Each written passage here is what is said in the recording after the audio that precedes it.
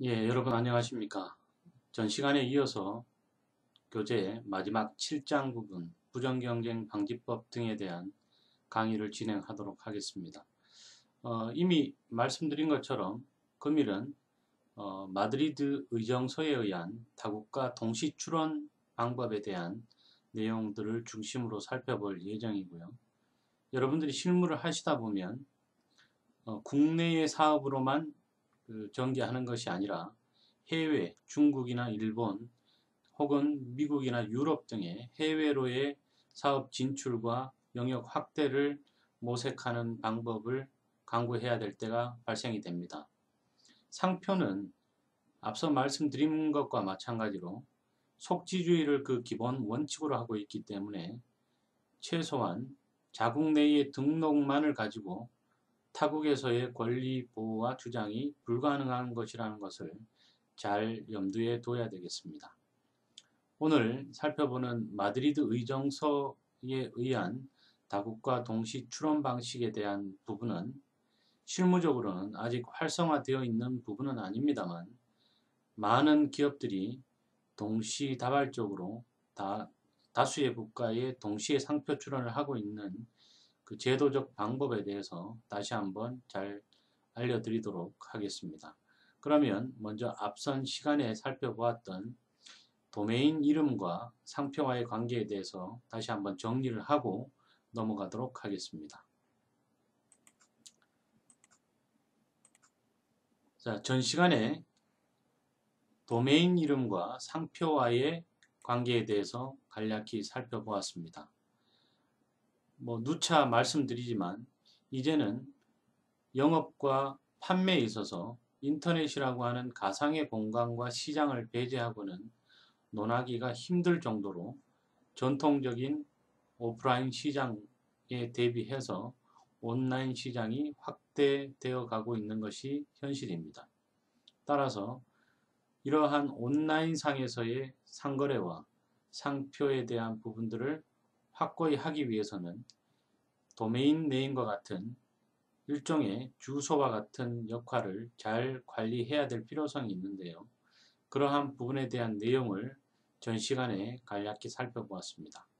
그러면 전 시간에 살펴본 도메인과 상표와의 관계에 대해서 다시 한번 정리하도록 하겠습니다. 먼저 도메인 이름이라고 하는 것은 일종의 인터넷상에서의 주소와 식별할 수 있는 기호, 문자 등이 결합된 것을 의미하는 것입니다. 다시 말해서 오프라인상에서 상표가 그 상품의 이름을 뜻하고 있다면 온라인상에서는 이 공간을 통해서 이 이름을 통해서 그 상품과 거래에 대한 기준과 시작이 되는 그런 내용이 되겠고요. 흔히 온라인 전자상거래의 발달로 인해서 도메인의 중요성이 더욱 강조가 되고 있는데 특히 브랜드가 곧 도메인이 되고 도메인이 곧 브랜드가 되는 그런 시대에 와 있다라고 할 수 있습니다. 도메인 이름과 상표와의 관계에 대해서는 앞서서 충분히 설명을 드렸습니다만 대략적인 내용에 대해서 살펴보면 다음과 같습니다. 도메인 이름과 상표의 비교 내용을 보면 먼저 상표는 기호, 문자, 도형, 입체, 결합 혹은 색채 등으로 구성된 반면에 도메인은 문자로만 구성이 되어 있습니다.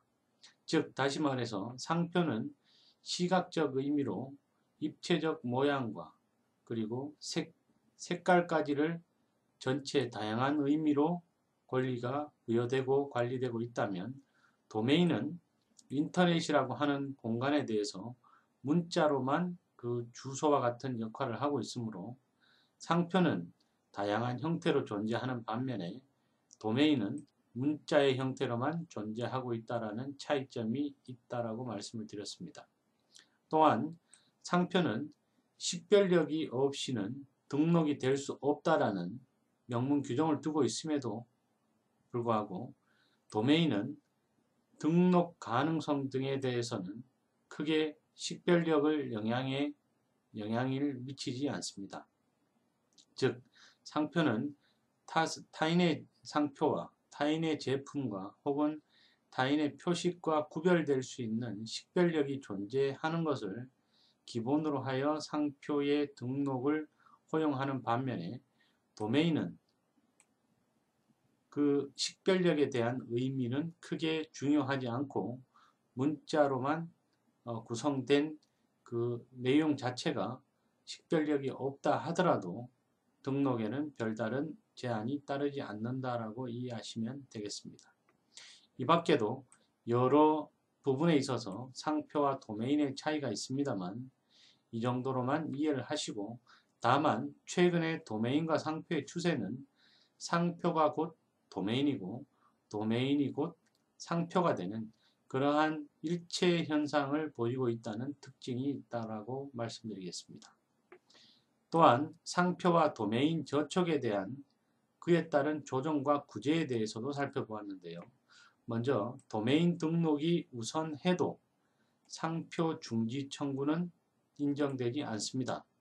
즉 도메인이 먼저 생겨나고 상표가 등록되었다고 할 경우에는 상표 중지에 대한 청구가 인정되지 않습니다.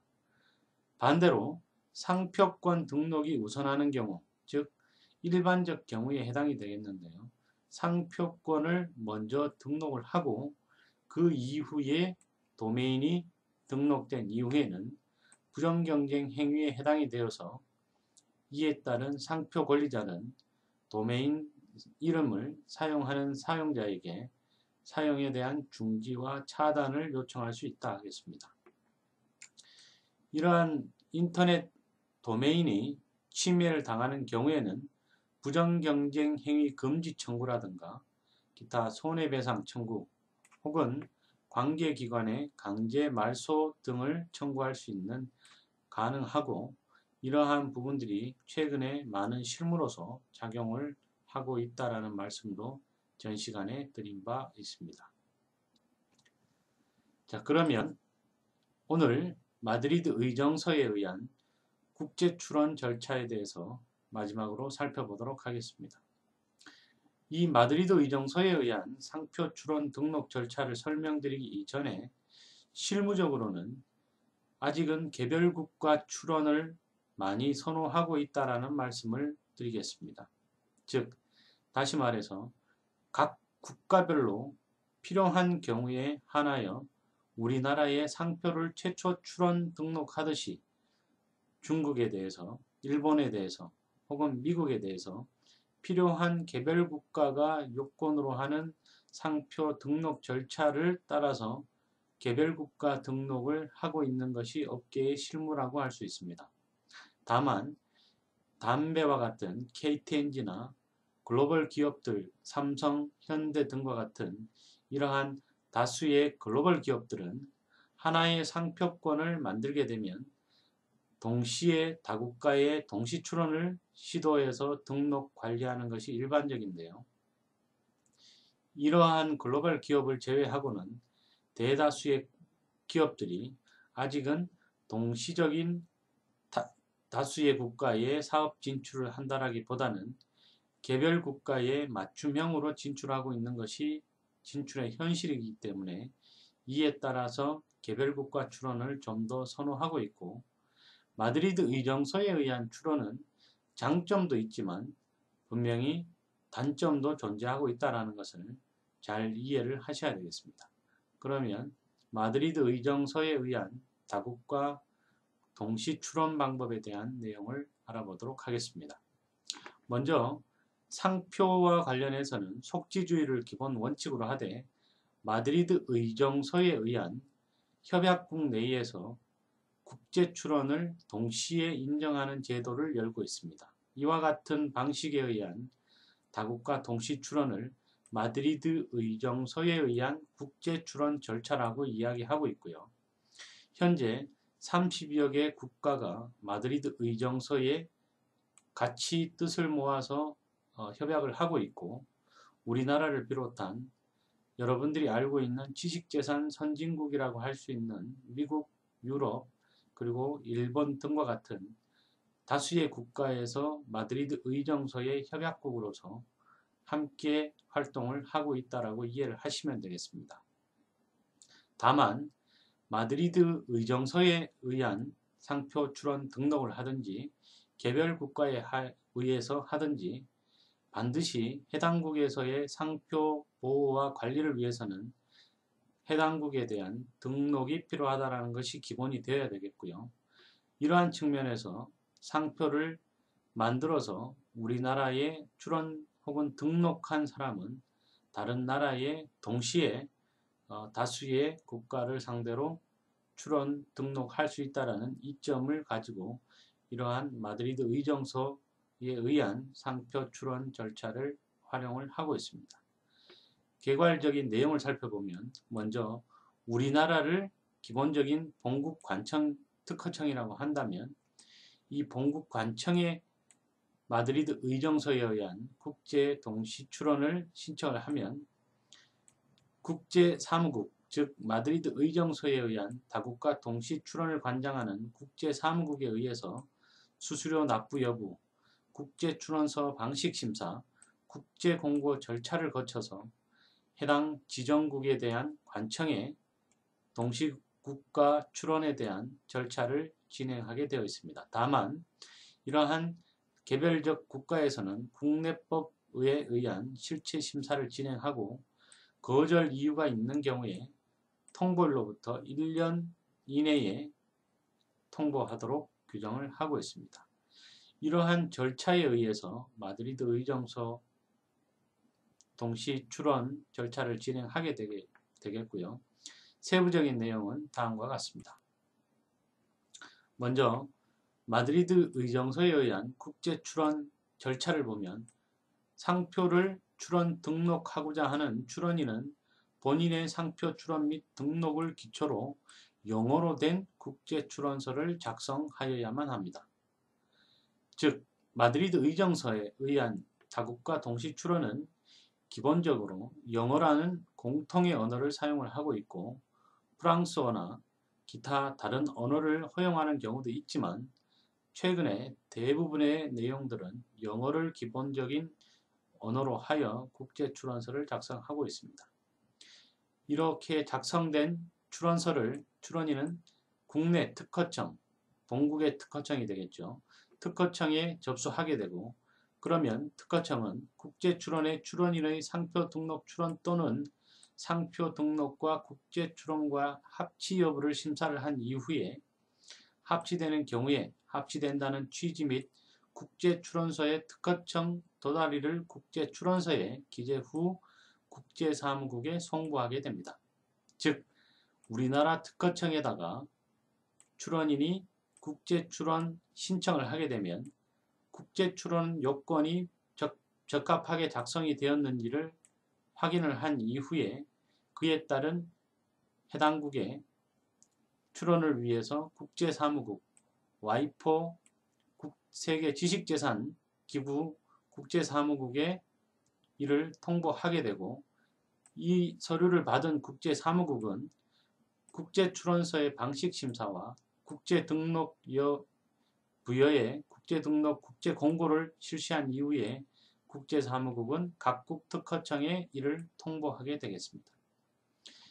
예를 들어서 우리나라 특허청에 상표를 등록한 사람이 혹은 출원한 사람이 일본과 중국과 영국에 동시에 해당 상표를 출원 등록하고자 하는 경우에 이러한 절차대로 진행이 이루어지겠고요. 이런 경우 국내 특허청을 통해 하나의 국제 출원서를 영어로 작성하여 출원하면 출원인이 국제 출원서에 지정한 국가마다 동일한 날짜에 출원한 것으로 간주되는 기본적으로는 그러한 동시 출원 제도의 의미가 바로 마드리드 의정서에 의한 국제 출원 절차라고 할 수 있습니다. 앞서 말씀드린 것처럼 통상적인 국제 출원은 개별 국가에 의한 출원이라고 하면서 출원인은 A국과 B국과 C국에 대해서 각각 해당국에서의 요구하는 절차와 해당국의 언어를 통해서 개별국이 요구하는 상표에 대한 출원 등록 절차를 밟아 각국별 절차를 준수한 이후에 출원 등록하게 되어 있고요. 통상의 국제 출원은 출원인이 출원하고자 하는 각국의 그 나라의 고유 언어로 출원서를 작성하여야 하며 각국별 절차에 의해 진행된다라는 것이 바로 1국가 1출원 시스템, 즉 통상의 국제 출원 절차가 되겠습니다.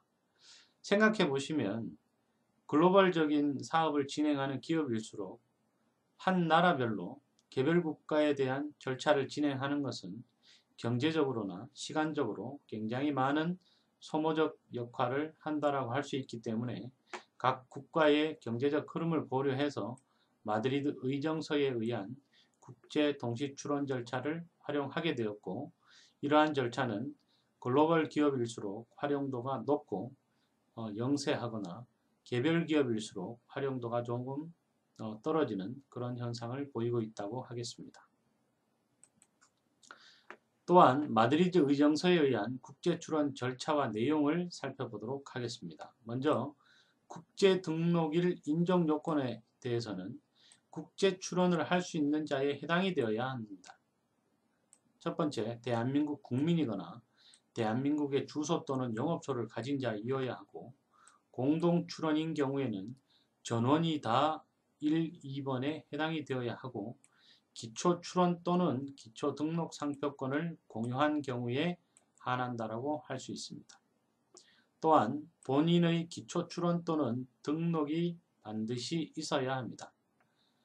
본인의 상표 등록 출원이나 본인의 상표 등록 혹은 본인의 상표 등록 출원 및 상표 등록을 기초로 하여야 하며, 즉 이 이상의 기초 출원을 기초로 하여 국제 출원이 가능하다라는 기본이 되겠습니다. 다시 말하면 국내에 상표 출원과 등록이 없으면서 타국에 대한 것들을 동시에 출원할 수는 없는 것이 되는 것이며, 국내 출원을 기본으로 동시에 다국가에 대한 출원을 진행한다라는 의미로 이해하시면 되겠습니다. 법규에서 정한 언어를 사용할 것, 즉 앞서서도 말씀드렸듯이 영어를 기본 언어로 하고 있으며, 마드리드는 영어, 프랑스어, 스페인어 등도 사용을 허용을 하고 있으나 최근에는 영어에 대한 것을 기본 언어로 하고 있다라고 말씀을 드렸습니다. 또한 기초 출원과 표장 또는 지정 상품, 지정 서비스업의 일치 여부에 대해서도 국제 출원은 표장에 대해 엄격한 동일성을 요구하고 있고, 지정 상품에 대해서 기초 출원 또는 등록에 포함되어야만 한다는 전제를 가지고 있습니다. 즉 상표는 동일해야 하고 류에 대한 부분은 최소한 본국 기준으로 류에 대해서도 동일성을 일정 부분 유지해야 된다는 것을 이야기하고 있습니다. 체약국 지정에 있어서는 의정서 가입국을 지정하여야 하며, 달리 자기지정 제도가 인정되지는 않습니다. 즉 다시 말해서 체약국 지정을 처음에 국제 출원 신청을 할 때 중국이면 중국, 일본이면 일본, 영국이면 영국 등과 같은 개별 국가를 지정해서 의정서 가입국 내에서 지정국을 반드시 사전 지정을 하여야겠습니다. 절차를 살펴보면 국제 출원서 등 제출을 국제 출원서 및 부속 서류를 특허청자에게 제출하지 않은 경우에는 국제 등록일을 인정받을 수 없습니다. 즉 국제 출원은 본국 관청에서만 가능하고 국제사무국에 직접 할 수는 없다라는 것이 기본 원칙입니다. 즉 다시 말해서 우리나라 특허청에 국제 출원서를 작성해서 제출하는 것이지 국제 출원서를 작성해서 국제사무국에 제출하는 것은 아니다라는 이야기고요. 다만 색채상표의 경우 그 취지 및 색채상표의 사본을 첨부하여야 하며, 우선권 주장을 하는 경우에는 우선권 증명서류를 제출할 필요는 없이 우선권을 우선 표시할 수 있습니다.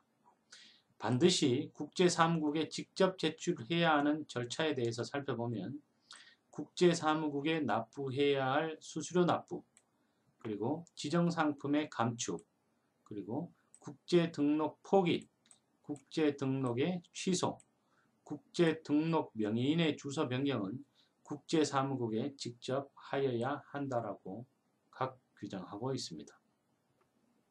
우리 상표법 상의 취급을 보면 국제등록일 인정요건을 위반할 경우에는 대체서류 제출을 명할 수 있고 흠결을 치여할 수 없는 경우에는 특허청장은 해당 서류를 반려해야 한다라고 하고 있습니다.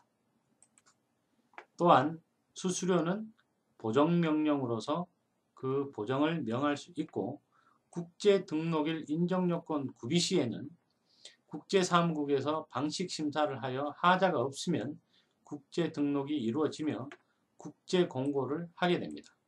이때 본국관청의 출원일을 국제등록일로 인정되며 국제등록일로부터 지정관청에 당의 표장이 출원된 것과 동일하게 취급합니다. 다만 본국관청의 접수일로부터 2월 이후 국제사무국이 접수하는 경우 국제사무국의 실제 접수일을 국제등록일로 정하고 있습니다. 이러한 것들은 국제등록과 관련된 등록 일자에 대한 실무로서 2개월 이후에 국제사무국이 아무래도 그 외국에 대한 부분이므로 접수에 대한 일정한 시간이 필수적으로 소요가 되고 2개월 이상의 시간이 경과된 이후에는 사무국이 실제 접수한 날을 국제등록일로 한다라는 규정이 되겠습니다. 사후 지정인 경우 예를 들어서 국제 출원된 상표가 국제등록부에 등록된 이후에 지정국을 추가하는 것, 이것을 사후 지정이라고 하는데요. 사후 지정국은 의정서 가입국이어야 하며 국제등록 명의인이 지정해야 함이 원칙입니다. 절차는 사후 지정 시에 국제 등록된 전부 또는 일부에 대해 사후 지정이 가능하며 직접 국제사무국에 사후 지정서를 지정할 수도 있고 대한민국을 경유하는 경우 영어로 작성된 사후 지정 신청서를 특허청장에게 제출할 수 있습니다. 쉽게 말해서 국제 등록 출원이라고 하는 것을 출원 등록 시에 지정을 한 이후에 사후 지정 절차에 의해서 해당 국을 지정할 수 있고 이럴 경우에는 영어로 작성된 지정 신청서를 우리 특허청에 추가로 접수하면 처음에 지정한 것과 동일한 효과를 발휘한다고 하겠습니다. 또한 이러한 사후지정의 효과는 사후지정국은 지정국과 동일한 권리와 의무를 가지며 사후지정일을 기준으로 기간을 기산하며 존속기간 만료는 다른 지정국과 동일한 날이 되겠습니다. 국제출원의 국내 출원의 전환과 혹은 국내 출원의 국제 출원의 전환에 대해서 살펴보겠습니다. 먼저 국제 출원의 국내 출원으로의 전환은 국제 등록의 종속성에 따른 집중 공격에 의한 경우, 즉 다시 말해서 국제 출원은 국제 등록일로부터 5년 내까지는 본국의 기초 출원 등과 운명을 같이 하므로 기초 출원이 거절되거나 기초 등록이 무효 취소 등이 된 경우 국제 등록도 소멸된다. 즉 종속성이 따릅니다. 따라서 국제 등록일로부터 5년 내까지는 제3자는 본국의 기초 출원 등을 집중 공격하여 거절 취소 등을 시킴으로써 모든 지정국에서의 등록의 효력을 소멸시킬 수 있다라는 그런 내용이 되겠고요. 국제 등록 소멸 의정서 폐기 후의 특례에 대해서는 보시는 것처럼 상표권자는 종속성과 집중 공격에 의해 또는 의정서 폐기 등에 의해서 국제 등록일의 인정 효과가 소멸된다고 하여도 일정 요건 하에 각 지정국에 재출원한다면 국제 등록일에 출원된 것으로 간주된다라고 하고 있습니다. 여기에서 일정 요건이라고 하면 국제 등록 소멸일로부터 3월 국제 등록 지정 상품에 모두 포함이 되고 상표의 동일을 보장해야 됩니다. 이러한 내용들을 기본으로 국제 등록에 의한 국내 등록의 대체를 살펴보면 먼저 요건은 상표권자가 동일하고 상표가 동일하며 국제 등록의 지정 상품 내에 있고 영역 확장 효력의 발생일이 국제 등록일 전에 국내 상표 등록이어야만 한다는 요건이 있습니다. 절차는 신청 또는 직권으로 하고 대체에 대한 요건 판단은 대체 여부 결정 시를 기준으로 하고 있습니다. 효과는 국내 출원일에 출원한 것으로 간주하고 조약 우선권도 인정되며 단 국내 등록이 취소 사유에 해당하면 대체의 효과가 인정이 안 된다라는 것이 그 내용이 되겠습니다. 여러분들 마드리드 의정서에 의한 다국가의 동시 출원에 대해서 살펴봤는데요. 실무적으로는 아직 대기업을 빼고는 많이 활용하지 않습니다. 대기업의 경우에도 실제 개별 국가에 대한 상표 출원과 등록을 동시에 시간적 간격을 두지 않고 동시에 진행하는 방식으로 하되 해당 국의 개별 절차에 의한 방법을 선호하고 있는데요. 이는 개별 절차에 대해서 진행하는 이유가 마드리드 의정서의 경우에는 앞서 본 것과 같이 하나의 국가에서 문제가 발생이 되면 전체 국가 출원에 영향을 미치게 되고 특히 본국에서의 무효와 취소의 심판에 휘말리게 되면 다른 나라 국가에서의 영향에도 큰 효력을 미치는 악조건에 대한 부분들을 갖고 있기 때문에 이러한 부분들을 고려할 때 각 기업들은 해당국의 등록을 기본으로 개별 국가에 대한 출원 방식을 많이 선호를 하고 있고요. 마드리드 의정서에 의한 보정이나 기간의 장기간 소요 그리고 개별국에서의 어떤 판단의 기준 차이 때문에 오는 그런 우려에 대한 시각도 적지 않은 것이 현실입니다. 하지만 국제적 환경의 변화를 고려할 때 다국가 동시 출원에 대한 부분은 반드시 활성화되어야 될 부분이라고 개인적으로 생각을 하고 있고요. 이러한 부분에 있어서 상표에 대한 출원과 등록 실무는 앞으로 좀 더 많은 변화와 발전이 있을 것으로 예상을 하고 있습니다. 이상 제7장 부정경쟁 방지법에 의한 도메인 네임과 기타 출원에 대한 마드리드 의정서 다국가 동시 출원 방식에 대해서 살펴보았고요. 이상의 내용으로 여러분들이 갖고 있는 교재, 상표 관리에 대한 모든 내용을 살펴보았습니다. 다음 장에서는 16강부터 오늘 강의까지에 대한 내용을 요약 정리를 해드리고 여러분들과 약속했던 문제풀이와 시사적인 내용을 살펴보도록 하겠습니다. 대단히 수고하셨습니다.